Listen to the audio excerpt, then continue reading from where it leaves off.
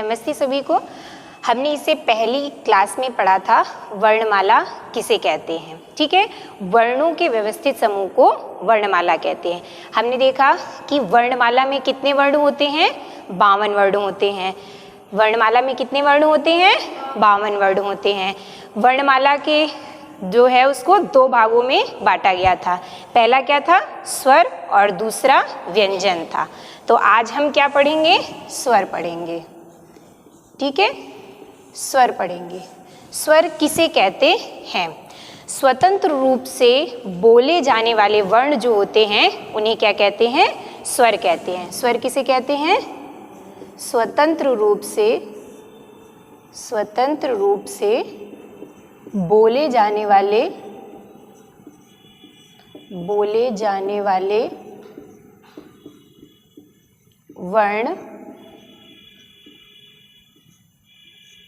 वर्णों को। ठीक है, यानी कि स्वतंत्र रूप से जो वर्ण बोले जाते हैं उन्हें क्या कहते हैं, हम स्वर कहते हैं। ठीक है, अब हम देखते हैं स्वर में कौन कौन से आते हैं। हमने बताया था आपको आ, ई, उ, री, ए, ओ, औ। ठीक है, यानी कि स्वरों की संख्या हमने आपको बताई थी कितनी होती है, 11 होती है। अब हम इसी में देखेंगे कि ये स्वर का उच्चारण किस किस प्रकार से किया जाता है, स्वरों को कितने भाग में बांटा गया है। ठीक है, स्वर किसे कहते हैं? स्वतंत्र रूप से बोले जाने वाले वर्णों को स्वर कहते हैं। ठीक है, स्वर के प्रकार में सबसे पहले आपका आता है मात्रा या उच्चारण के आधार पर। ठीक है, मात्रा या उच्चारण के आधार पर। मात्रा या उच्चारण के आधार पर स्वर को कितने भागों में बांटा गया है? 3 भागों में बांटा गया है। मात्रा या उच्चारण के आधार पर स्वर को कितने भागों में बांटा गया है? 3 भागों में बांटा गया है। कौन सा है? ह्रस्व स्वर, दीर्घ स्वर, और तीसरा क्या है? प्लुत स्वर। प्लुत स्वर। ठीक है, आपका ह्रस्व स्वर क्या होता है? जिन स्वरों को बोलने में कम समय लगता है उन्हें क्या कहते हैं? ह्रस्व स्वर कहते हैं। या हम ह्रस्व स्वर को कहते हैं कि एक मात्रा का समय लगता है। ठीक है, हमने कहा ना उच्चारण के आधार पर या मात्रा के आधार पर। तो ह्रस्व स्वर क्या होते हैं? जिन स्वरों को बोलने में बहुत कम समय लगता है, यानी कि कह सकते हैं कम समय लगता है, या एक मात्रा का समय लगता है, उसे हम क्या कहते हैं? ह्रस्व स्वर कहते हैं। ह्रस्व स्वर में कौन कौन से आते हैं आपके? जैसे ह्रस्व स्वर में कौन से होते हैं? अ, ई, उ और री। ठीक है, ये आपके क्या हो गए? ह्रस्व स्वर हो गए हैं। ह्रस्व स्वर कौन से होते हैं? जिनको बोलने में कम समय लगता है या एक मात्रा का समय लगता है, उसे ह्रस्व स्वर कहते हैं। और वो कौन से होते हैं? अ, ई, उ, री। ठीक है, अब आपका आता है दीर्घ स्वर। दीर्घ स्वर क्या होते हैं? जिन स्वरों को बोलने में ह्रस्व स्वर की अपेक्षा अधिक समय लगता है। ठीक है, जिन स्वरों को बोलने में ह्रस्व स्वर से अधिक समय लगता है वो दीर्घ स्वर कहलाते हैं। या फिर इन्हें कहते हैं इसमें 2 मात्रा का समय लगता है। क्या कहते हैं इन्हें? इसमें 2 मात्रा का समय लगता है और ह्रस्व स्वर से अधिक समय लगता है। ह्रस्व स्वर से अधिक समय लगता है। इनको बोलने में ह्रस्व स्वर से अधिक समय लगता है। ठीक है, या 2 मात्रा का समय लगता है, तो उसे क्या कहते हैं? दीर्घ स्वर कहते हैं। दीर्घ स्वर में आपके कौन से आते हैं? जैसे आ, ई, उ, ए, ओ, औ। ठीक है, ये आपके क्या हो गए? दीर्घ स्वर हो गए। अब इसके बाद आपका तीसरा प्रकार है प्लुत स्वर। प्लुत स्वर क्या होते हैं? जिनके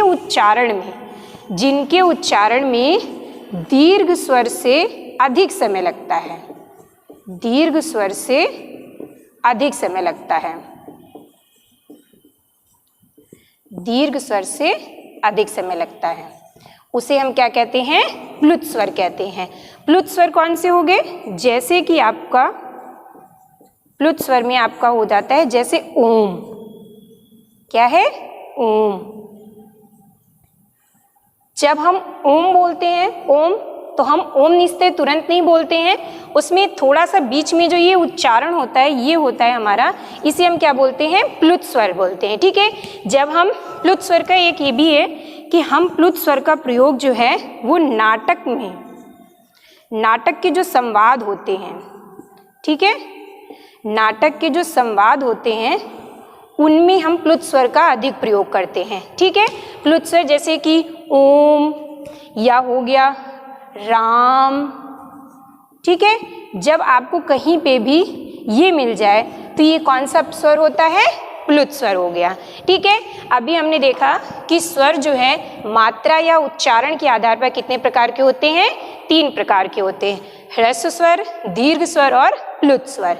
ह्रस्व स्वर में एक मात्रा का समय लगता है या उसको बोलने में बहुत कम समय लगता है। ठीक है, जैसे अ, ई, उ, री। आपका दूसरा है दीर्घ स्वर। दीर्घ स्वर में आपका 2 मात्रा का समय लगता है या ह्रस्व स्वर से अधिक समय लगता है, आ, ई, उ, ए, ओ, औ। ठीक है, अब आपका प्लुत स्वर है। प्लुत स्वर में दीर्घ स्वर से भी इसमें अधिक समय लगता है, जैसे ओम, राम। ठीक है, नाटक के जो संवाद होते हैं उनमें हम थोड़ा खिंचाव दे करके बोलते हैं, तब हमारा वहाँ पे प्लुत स्वर का प्रयोग होता है। ठीक है, अभी हमने एक के आधार पर स्वर के प्रकार पढ़े हैं, मात्रा या उच्चारण के आधार पर।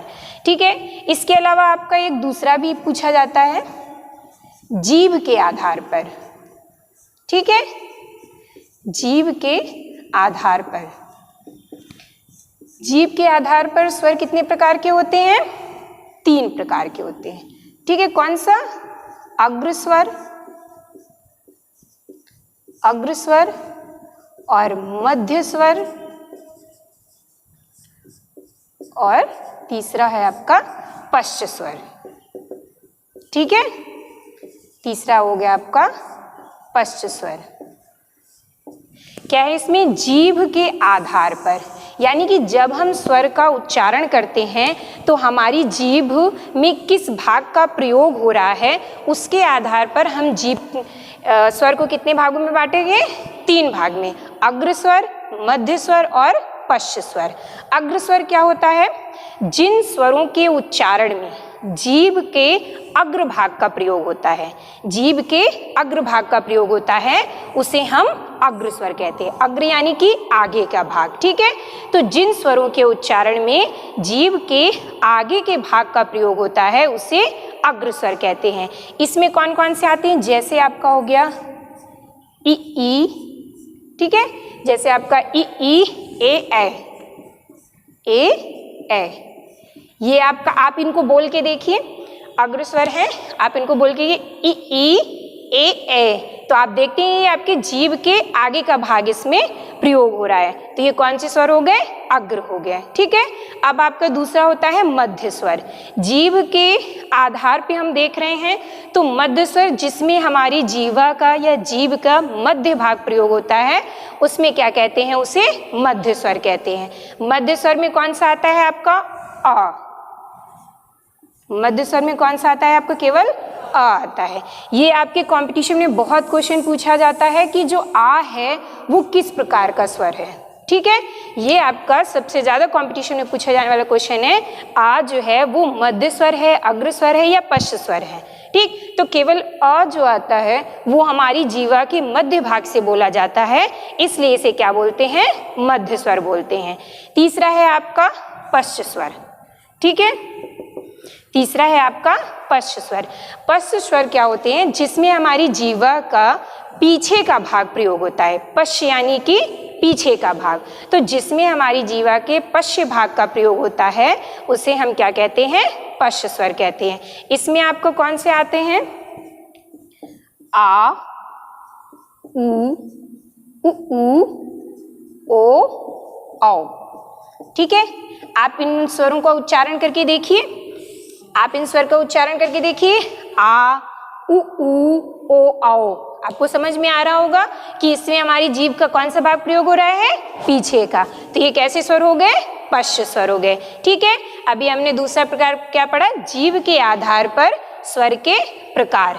ठीक है, अग्र स्वर, मध्य स्वर और पश्च स्वर। आपके कौन से हो गए? अग्र स्वर, मध्य स्वर और पश्च स्वर। ठीक है, अब हम तीसरा प्रकार पढ़ते हैं स्वर का। तीसरा है आपका मुख द्वार। क्या है? मुख द्वार, या इसे ही हम कहते हैं मुख विवर। क्या कहते हैं? मुख विवर। मुख द्वार या मुख विवर के आधार पर। ठीक है, मुख द्वार या मुख विवर के आधार पर। मुख द्वार या मुख विवर के आधार पर स्वर को कितने भागों में बांटा गया है? 4 भागों में। कितने भागों में बांटा गया है? 4 भागों में।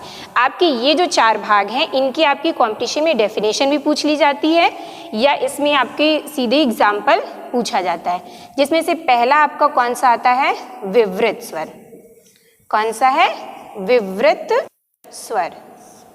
विवृत स्वर कौन से होते हैं?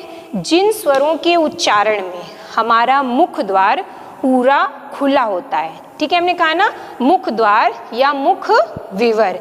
मुख द्वार यानी कि हमें ये देखना है कि हमारा जब हम बोलते हैं उस स्वर को, तो हमारा जो मुंह है वो कितना खुला रहता है, कितना बंद रहता है, इसको हम देखते हैं। ठीक है, तो इसमें क्या है? विवृत है। विवृत में क्या होता है कि जिन स्वरों के उच्चारण में, जिन स्वरों के उच्चारण में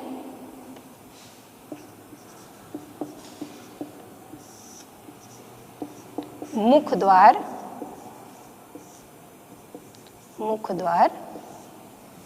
खुला होता है।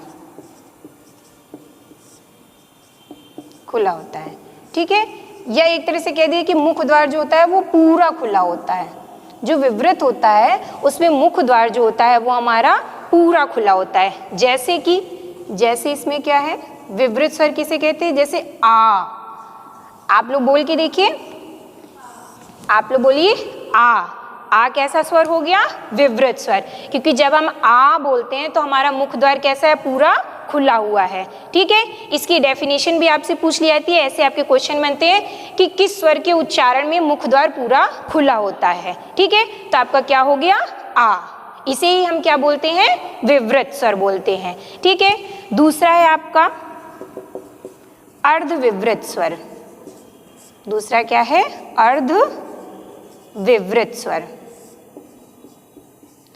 अब इसमें आपको पहले ही पता चल रहा है विवृत क्या होता है? पूरा खुला हुआ है मुंह, और अर्ध विवृत का मतलब है कि जिन स्वरों के उच्चारण में मुख द्वार जो होता है वो आधा खुला होता है। मुख द्वार जो है वो आधा खुला होता है। ठीक है, मुख द्वार आधा खुला होता है, उसे क्या कहते हैं? अर्ध विवृत स्वर कहते हैं। जिन स्वरों के उच्चारण में मुख द्वार आधा खुला होता है उसे क्या कहते हैं? अर्ध विवृत स्वर कहते हैं। इसमें कौन से आते हैं आपके? जैसे कि आपका अ, ए, औ।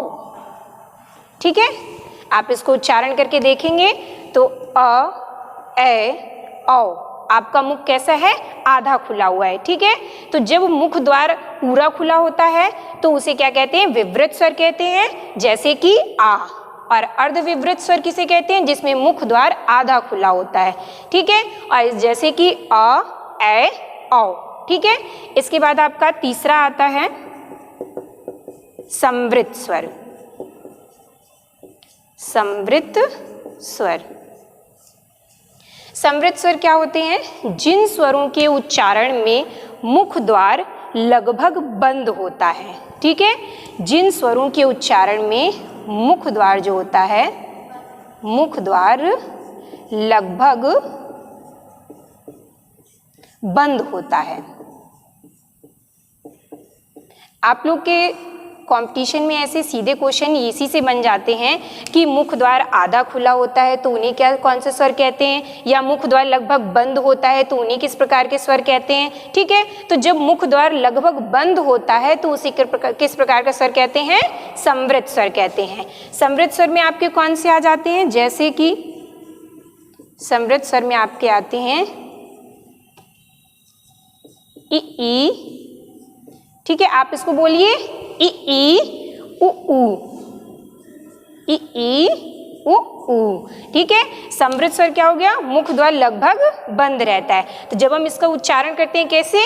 ई ई उ ऊ, तो लगभग हमारा मुंह जो है वो बंद है, तो उसे कैसे स्वर हुआ? वो समवृत्त स्वर हो गया। ठीक है, अब आपका चौथा प्रकार है अर्ध समवृत्त स्वर।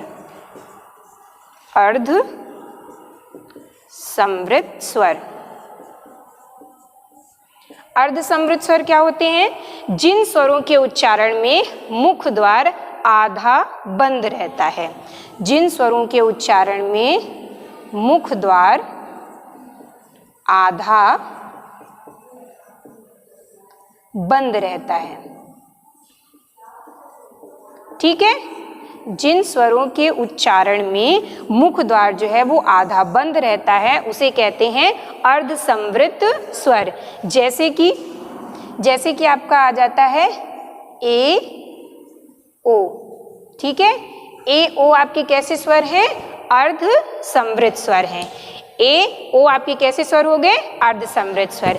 आपके एग्जाम में इससे कि बहुत क्वेश्चन पूछे जाते हैं, आप लोग कंफ्यूज हो जाते हैं कि समवृत्त क्या है, विवृत्त क्या है, अर्ध समवृत्त क्या है, अर्ध विवृत्त क्या है। ठीक है, तो विवृत्त स्वर वो होते हैं जिसमें मुख द्वार पूरा खुला होता है, जैसे कि आ। अर्ध विवृत्त वो होते हैं जिसमें मुख द्वार आधा खुला होता है, जैसे कि अ, ए, औ। ठीक है, समवृत्त स्वर वो होते हैं जिसमें मुख द्वार लगभग बंद होता है, ई ई उ ऊ। ठीक, और आपका अर्ध समवृत्त स्वर वो होते हैं जिसमें मुख द्वार आधा बंद रहता है। ठीक है, ए ओ। ठीक है, ये आपका हो गया किसके आधार पर? मुख द्वार या मुख विवर के आधार पर स्वर के प्रकार। ठीक है, अब इसके आगे नेक्स्ट हम देखते हैं। नेक्स्ट हम लाते हैं होंठों की स्थिति के आधार पर। चौथा है हमारा होंठों की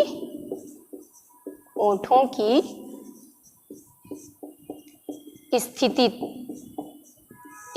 के आधार पर।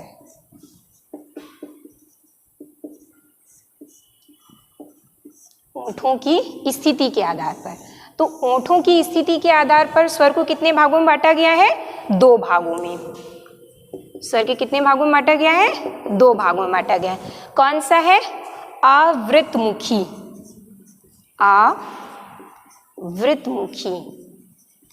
आवृतमुखी स्वर और वृतमुखी। ठीक है, कौन सा है? आवृतमुखी और वृतमुखी। ये आपको बोलने से ही समझ में आ रहा है। अवृत, वृत्त यानी कि होता है, वृत्त मानी क्या होता है? गोल।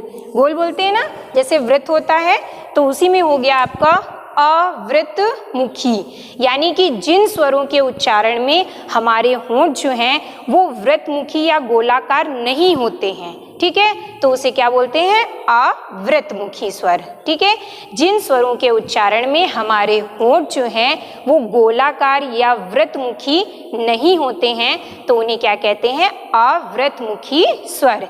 इसमें कौन से होते हैं? जैसे कि आपका अ, ई ई, ए, ठीक है, आप इन स्वरों को बोल करके देख सकते हैं कि इसमें आपका जो होंठ है वो व्रतमुखी पूरे गोलाई में नहीं आते हैं। ठीक है, तो अव्रतमुखी हो गए। अव्रतमुखी क्या होते हैं? जिन स्वरों के उच्चारण में हमारे होंठ जो हैं वो पूरे वृत्त के आकार के बन जाते हैं या पूरे गोल आकार का हो जाता है, तो उसे क्या कहते हैं? व्रतमुखी स्वर कहते हैं। इसमें कौन से हो गए? जैसे आपका उ, ओ, औ। ठीक है, आप इनका उच्चारण करके देखिए। व्रतमुखी का कैसे होगा? उ, ओ, औ। तो हमारे होंठ कैसे हो जा रहे हैं? पूरे गोलाकार हो जा रहे हैं। ठीक है, पूरा वृत्त बन जा रहा है।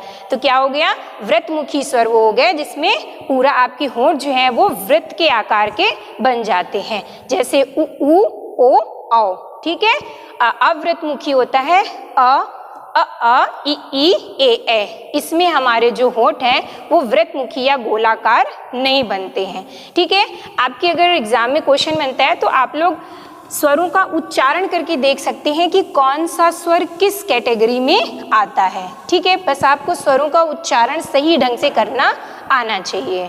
ठीक, इसके बाद हम देखते हैं स्वर का 5वां प्रकार। ठीक है, 5वें के आधार पे जैसे हैं हवा के नाक व मुंह, हवा के नाक व मुंह से निकलने के आधार पर, निकलने के आधार पर। ठीक है, अब इसमें क्या है? हवा के नाक व मुंह से, ठीक है, नाक या मुंह से निकलने के आधार पर स्वर को बांटा गया है। तो कितने भागों में बांटा गया है? 2 भाग में। कौन सा है? निर्नुनासिक, निर्नुनासिक स्वर, या इसे ही हम बोलते हैं मौखिक स्वर। क्या कहते हैं? मौखिक स्वर। निर्नुनासिक स्वर या इसे हम बोलते हैं मौखिक स्वर। और दूसरा होता है हमारा अनुनासिक स्वर, अनुनासिक स्वर। आपको शब्दों से पता चल रहा है। निर्नुनासिक, नासिक माने आपको पता है, नासिक आपकी नाक होती है। ठीक है, निर्नुनासिक अर्थात कि नाक का इसमें प्रयोग नहीं होता है। इन स्वरों, निर्नुनासिक या मौखिक स्वर जो होते हैं, इन स्वरों के उच्चारण में हवा जो है, हवा केवल मुंह से निकलती है। हवा केवल मुंह से निकलती है। ठीक है, इन स्वरों के उच्चारण में हवा जो है वो केवल मुंह से निकलती है, तो उसे क्या बोलते हैं? निर्नुनासिक या मौखिक स्वर कहते हैं। इसमें आपके सभी प्रकार के स्वर आ जाते हैं, जैसे कि आपका आ जाता है, इसमें आपके स्वर आ जाएंगे अ। आप जितने भी स्वरों का उच्चारण करेंगे आप देखेंगे कि किसी भी स्वर के उच्चारण में आपके नाक का प्रयोग नहीं हो रहा है ना? केवल हम किसका प्रयोग करें? हवा जो है वो केवल मेरे मुंह से निकल रही है, जैसे कि अ, ई, उ, री, ए, ओ, औ। ठीक है, इसमें से हमारा कोई भी स्वर जो है उसमें हवा जो है वो हमारी की नाक से नहीं जा रही है। जितने भी स्वर हैं वो किससे बोले जा रहे हैं? हवा केवल हमारे मुंह से निकल रही है। तो जितने भी स्वर हैं वो किस में आते हैं? निर्नुनासिक स्वर में।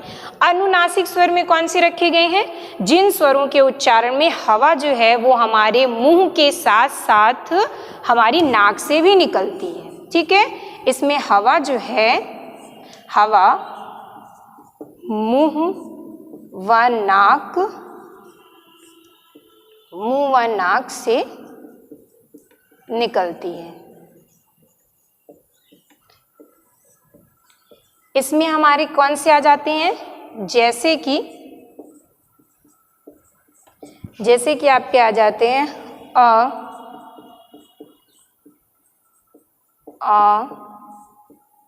ई।